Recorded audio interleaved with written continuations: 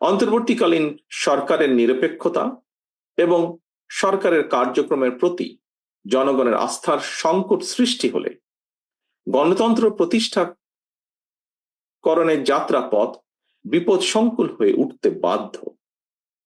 অপরদিকে এ ধরনের পরিস্থিতি শেষ পর্যন্ত পলাতক মাফিয়া চক্রের দোসরদের পুনরুত্থানের পথকেই সুগম করবে।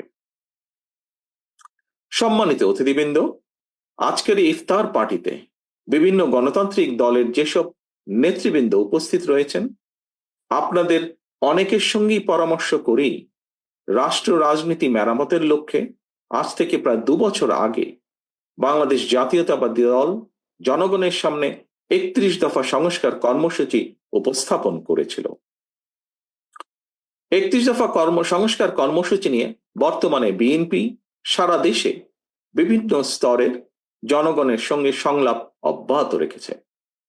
তবে আমরা আগেও বলেছি, আজও আপনাদের সামনে তুলে ধরতে চাই, এই 31 দফায় চূড়ান্ত নয়।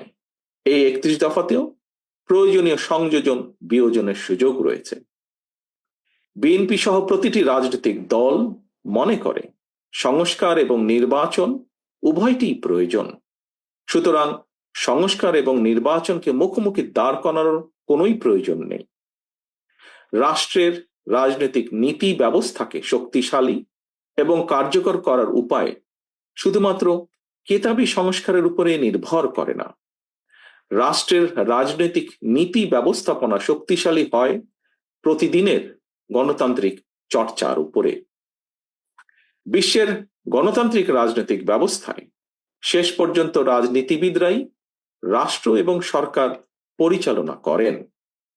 সুতরাং রাজনীতি, রাজনীতিবিদ, রাজনৈতিক প্রক্রিয়া এবং গণতান্ত্রিকামী জনগণের বিচার বুদ্ধির উপরে আস্থাহীনতার প্রয়াস শেষ পর্যন্ত গণতান্ত্রিক বিধি ব্যবস্থাকে দুর্বল এবং প্রশ্নবিদ্ধ